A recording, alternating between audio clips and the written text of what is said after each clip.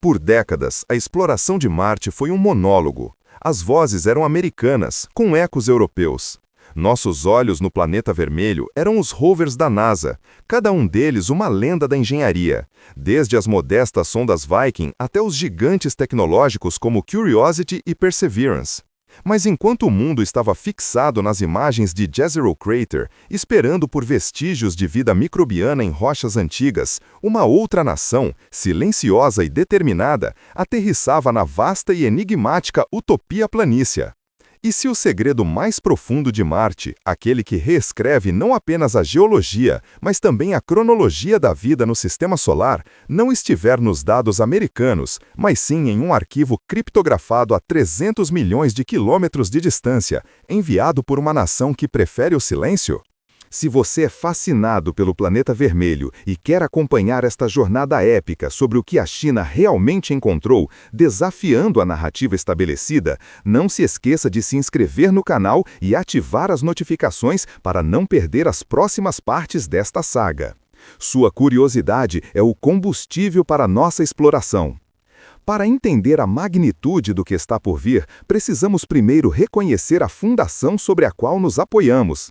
A história da nossa relação com Marte é uma saga de superação tecnológica. Começamos com as sondas pioneiras, como a Mariner 4, que nos mostrou um mundo frio e craterizado, desfazendo a fantasia dos canais de Schiaparelli. Passamos para as missões Viking, que tentaram e falharam em encontrar vida diretamente no solo, mas estabeleceram a base para a busca por água. A era moderna, a era dos rovers, confirmou o que parecia impossível. Marte foi, em algum momento, um mundo quente, úmido e potencialmente habitável. Spirit, Opportunity, Curiosity e agora Perseverance desenterraram evidências irrefutáveis de água líquida em abundância, leitos de rios secos e minerais formados em ambientes aquáticos. Essa exploração, dominada por décadas pela NASA, criou um padrão de sucesso e transparência. Cada descoberta, seja o óxido de ferro que dá a Marte sua cor característica, a majestade do Monte Olimpo ou os mistérios do metano atmosférico, é compartilhada quase em tempo real. Mas o espaço não é mais um campo de jogo exclusivo.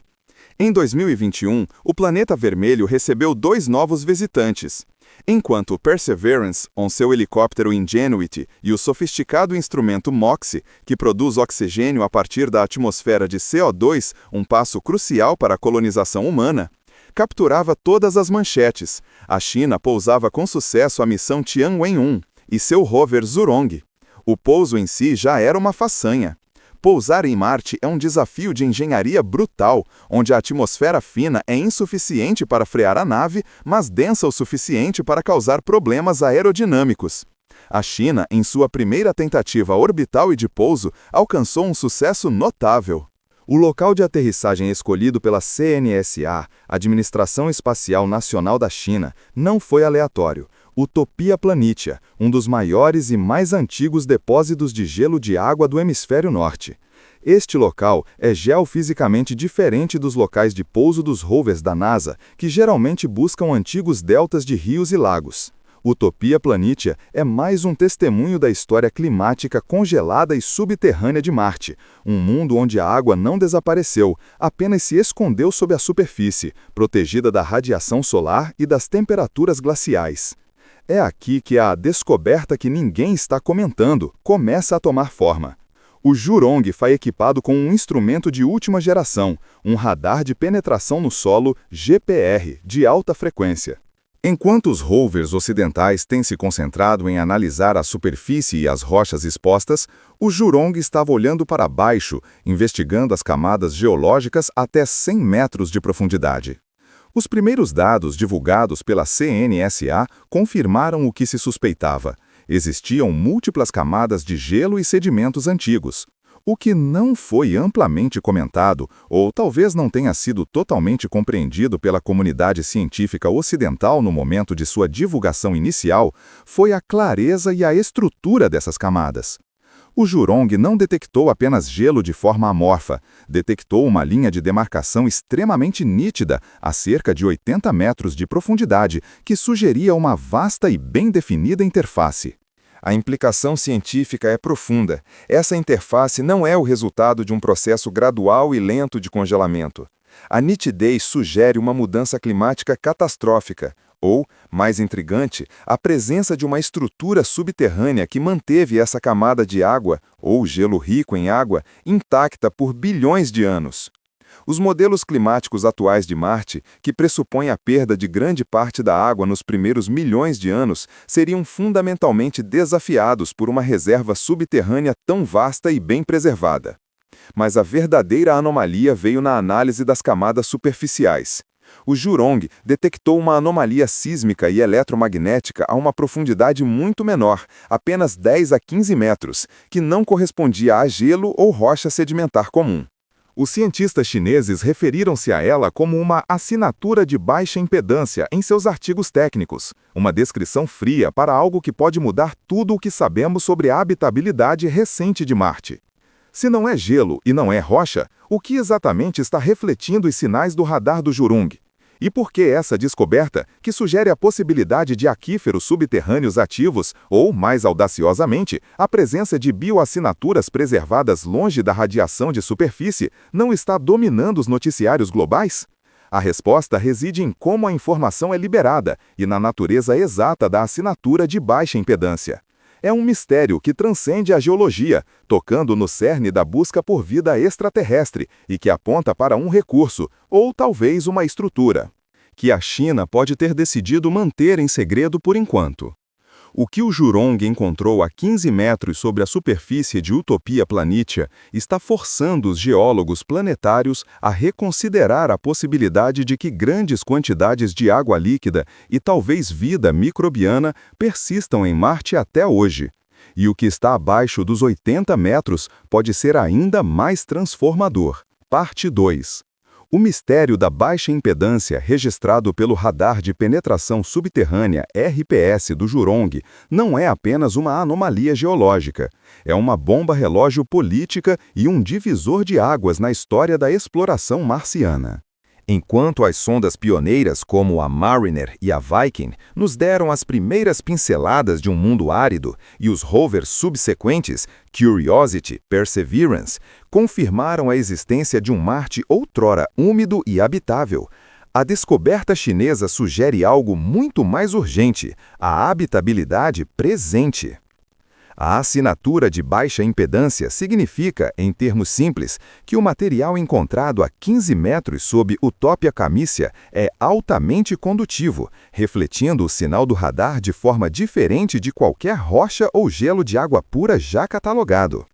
Cientistas ocidentais, que só tiveram acesso a fragmentos dos dados brutos liberados por vias não oficiais, especulam que o material seja um tipo de hyperbrine, uma solução aquosa extremamente salgada, rica em percloratos ou cloretos, que impede a água de congelar mesmo nas temperaturas glaciais de Marte. Se essa interpretação estiver correta, a implicação para a colonização humana é monumental. Um dos maiores desafios logísticos para projetos ambiciosos como os da SpaceX ou da NASA é a dependência de recursos terrestres. A exploração e uso de recursos in situ, ISRU, a capacidade de viver da terra marciana, é o santo graal da sustentabilidade. Até agora, o foco tem sido na extração de gelo polar ou na coleta de dióxido de carbono atmosférico para produzir oxigênio, como o experimento MOXIE, e combustível, metano, via processo Sabatier. Mas processar gelo enterrado é energeticamente caro e complicado. Encontrar água enterrada, mesmo que seja uma salmoura corrosiva, simplifica drasticamente a equação. Essa água poderia ser dessalinizada, usada para produzir combustível e oxigênio e, crucialmente, servir como um escudo contra a radiação de superfície. O material de baixa impedância detectado pelo Jurong não seria apenas uma prova de que a água líquida persiste, seria o primeiro grande reservatório acessível para a futura primeira cidade marciana. É precisamente essa vantagem estratégica que explica o silêncio. No cenário da nova corrida espacial, onde o acesso a recursos extraterrestres definirá o poder geoespacial, a China parece ter decidido jogar as cartas perto do peito. A descoberta, se confirmada e mantida em segredo, dá a Pequim uma vantagem operacional incalculável, permitindo o planejamento de abrigos pressurizados e bases permanentes em Utopia Planitia, longe dos olhos e da competição direta com os rovers americanos que dominam o imaginário popular. No entanto, a especulação mais audaciosa não se limita à logística de suprimentos.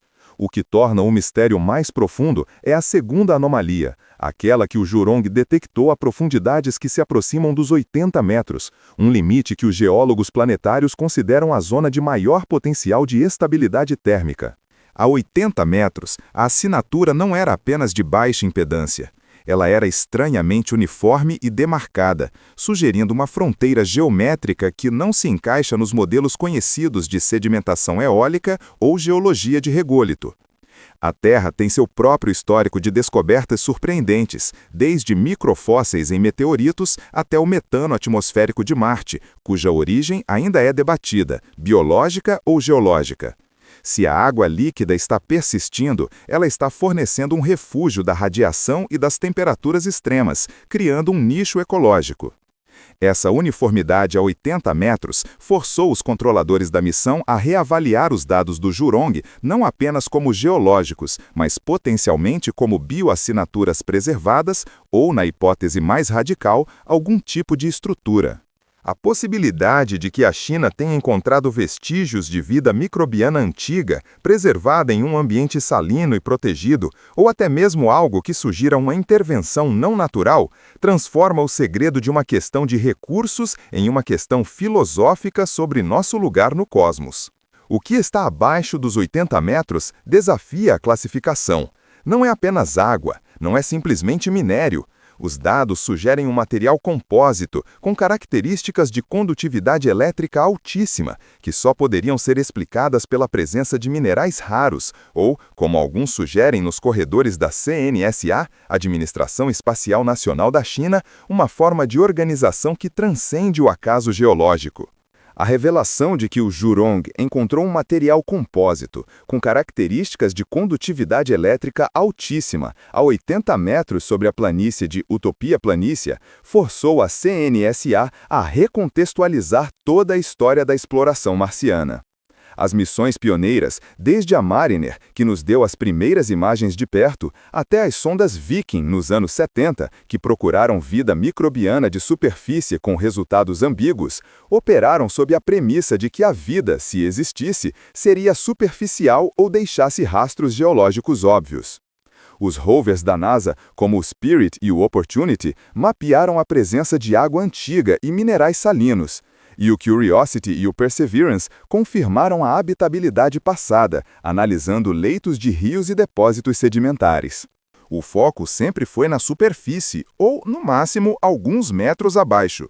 O feito chinês, atingir 80 metros de profundidade com um penetrador, transcendeu esses limites e revelou que o verdadeiro segredo de Marte não está em sua crosta oxidada e vermelha, mas nas profundezas protegidas da radiação e das temperaturas extremas. A alta condutividade do material é o ponto nevrálgico. Em geologia, a condutividade pode ser explicada pela presença de minérios metálicos ou grandes depósitos de gelo salino. No entanto, a organização estrutural detectada pelo Radar de Penetração Subterrânea, GPR, do Jurong, sugere algo mais. Não se trata de uma camada mineral aleatória, mas de uma uniformidade que implica uma deposição orquestrada, ou, mais perturbadoramente, uma arquitetura preservada. Se for de origem biológica, este não seria o tipo de vida microbiana simples que se decompõe em metano, o gás que intriga cientistas em Gale Crater, ou em simples moléculas orgânicas. A condutividade sugere uma forma de vida que utilizava ou era composta por elementos metálicos ou semicondutores para fins estruturais ou de comunicação. Uma bioassinatura tecnologicamente avançada ou, pelo menos, incrivelmente robusta, capaz de resistir ao ambiente hostil de Marte por bilhões de anos. O desafio tecnológico para a CNSA é imenso. O material a 80 metros está sob uma pressão e temperatura que exigem uma nova classe de equipamento para a coleta.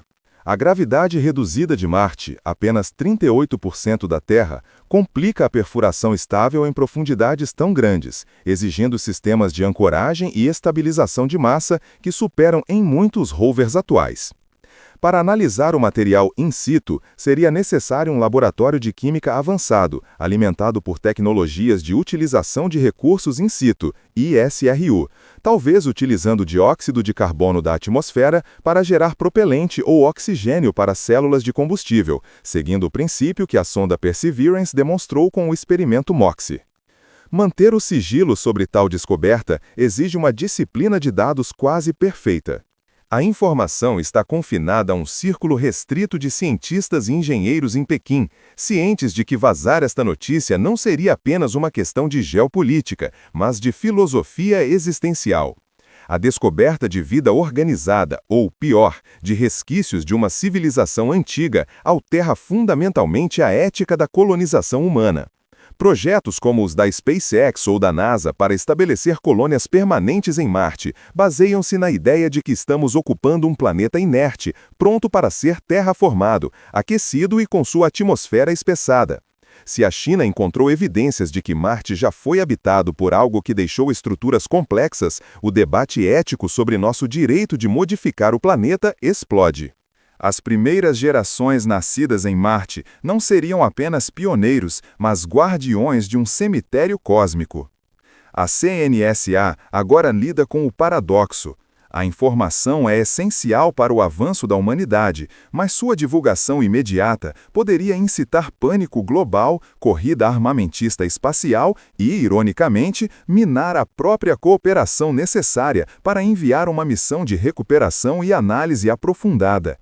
O material compósito sob Utopia Planitia é mais do que minério ou água, é uma chave. Os relatórios internos sugerem que o material não apenas possui alta condutividade, mas também exibe padrões de ressonância eletromagnética que não se encaixam em nenhuma classificação geológica conhecida. É como se o material estivesse silenciosamente ligado, talvez um remanescente de um sistema de energia, uma biblioteca de dados ou até mesmo um sistema de abrigo subterrâneo que se autorreparou ao longo dos éons, protegido por aquela camada salina a 80 metros. A decisão crítica que a elite científica chinesa enfrenta agora não é se devem contar ao mundo, mas como. Eles precisam de uma missão de retorno de amostras, uma empreitada que consumirá anos e bilhões de yuans. Essa missão exigirá a colaboração de engenheiros especializados em radiação, dada a longa viagem de 6 a 9 meses, e psicólogos para gerenciar o isolamento e o impacto da descoberta.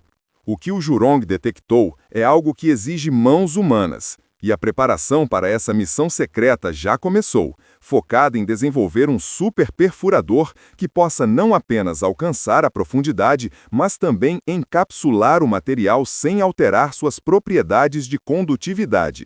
O futuro da humanidade pode depender de um fragmento de material estranho aprisionado sob a poeira vermelha de Marte. Parte 4. O projeto Longa Marcha Vermelha, o codinome interno para a missão de retorno de amostra secreta, não era apenas uma empreitada científica, era um salto existencial. A descoberta feita pelo Jurong, aquele material estranhamente condutivo e autorreparador a 80 metros de profundidade, havia transformado Marte de um vizinho geológico em um arquivo cósmico. A preparação para a missão enfrentou desafios que fariam os pioneiros da era Viking e Mariner parecerem simples passeios. O primeiro obstáculo era a radiação. Uma viagem de 6 a 9 meses, exposta aos raios cósmicos galácticos e às erupções solares, exigiria um veículo de trânsito interplanetário com blindagem ativa e passiva, sem precedentes. Possivelmente utilizando reservatórios de água ou hidrogênio como barreiras, aproveitando o que antes era apenas peso morto. O verdadeiro gênio, contudo, residia no superperfurador. Engenheiros chineses, trabalhando em laboratórios subterrâneos blindados, desenvolveram um sistema de perfuração sônica e térmica. Este sistema não apenas alcançaria a profundidade recorde, superando a camada salina e o permafrost marciano, mas também usaria pulsos de plasma controlados para esterilizar e selar o núcleo da amostra instantaneamente. O objetivo era claro: trazer o fragmento de material alienígena para a Terra sem que suas propriedades de condutividade fossem alteradas ou contaminadas por qualquer micróbio terrestre. A psicologia da fronteira. Além da engenharia, havia a psicologia. A equipe selecionada para a missão de retorno não era apenas composta pelos melhores astronautas e geólogos. Eles eram mestres no isolamento. Eles precisavam gerenciar o impacto de saber que estavam literalmente manuseando um pedaço do futuro da humanidade, enquanto viviam em uma cápsula apertada com a gravidade reduzida a 38% da Terra. Essa missão, que consumiria uma década desde o planejamento até o retorno, redefiniu o debate ético sobre a colonização. Marte não era mais apenas um plano B para a humanidade, impulsionado por figuras como Elon Musk ou pelos projetos de longo prazo da NASA. A descoberta do Zhurong sugeria que o planeta vermelho já havia hospedado uma tecnologia, ou pelo menos um tipo de material que desafiava a física terrestre. A colonização agora não era apenas sobre construir abrigos pressurizados e usar o MOXIE para gerar oxigênio a partir da fina atmosfera de CO2. Era sobre herdar uma cidade antiga, ou talvez uma tumba. O material condutivo, apelidado internamente de Jiguang, Aurora, era a chave para entender as pistas de vida que sempre assombraram a exploração marciana, desde os picos de metano atmosférico até os canais de água antiga. O que o Zhurong encontrou não era vida microbiana, mas sim algo que a vida, ou uma civilização, poderia ter usado. O retorno e a nova era. O projeto Longa Marcha Vermelha culminou em um retorno tenso à órbita terrestre. O módulo de amostras, encapsulado em múltiplas camadas de proteção, foi recuperado em uma instalação de biossegurança de nível 5. A segurança era absoluta. O mundo, ainda focado nas manobras do Perseverance e nos planos de terraformação, ignorava a verdadeira revolução que estava prestes a explodir. Quando os cientistas finalmente puderam analisar o Jiguang, a verdade se revelou. Não era um metal, nem um composto orgânico conhecido. Era uma matriz de silicato dopada com elementos raros que formavam um semicondutor quântico perfeito, capaz de reter e transmitir energia com zero perda. Sua estrutura de alto reparo era controlada por uma nanoarquitetura que reagia à pressão e temperatura, quase como um organismo inorgânico. A conclusão inevitável era que o material era uma peça de infraestrutura, não prova de vida, mas prova de inteligência. A China, após meses de deliberação, decidiu que reter essa informação seria uma traição ao significado de se tornar uma espécie interplanetária. A revelação não foi um anúncio dramático na televisão, mas uma publicação científica cuidadosamente calibrada, primeiramente em mandarim e depois traduzida, acompanhada por uma conferência de imprensa coordenada com a ONU. A reação global foi sísmica. O debate sobre a face de Marte e outros mistérios populares deu lugar a uma realidade muito mais profunda. A história de Marte não era apenas geológica, mas tecnológica. A descoberta do Jiguang derrubou as barreiras políticas e acelerou a colaboração global. As nações perceberam que, se algo tão avançado existiu e se perdeu sob a poeira vermelha, a sobrevivência humana em Marte exigiria a compreensão dessa tecnologia perdida. De repente, a meta de construir a primeira cidade marciana se tornou uma corrida para escavar a primeira biblioteca marciana. O material descoberto pelo Zhurong não apenas reescreveu a história de Marte, ele redefiniu o futuro da Terra. Aquele fragmento de material estranho, aprisionado por éons sob a poeira e o gelo, era o legado de uma civilização que desapareceu, mas que deixou uma mensagem silenciosa. A humanidade não está sozinha no cosmos. E, mais importante, a chave para o nosso futuro não estava em olhar para as estrelas distantes, mas em cavar profundamente sob a superfície do nosso vizinho vermelho. A grande saga da exploração espacial havia encontrado seu ponto de virada. E ela estava, ironicamente, a 80 metros de profundidade no planeta vermelho.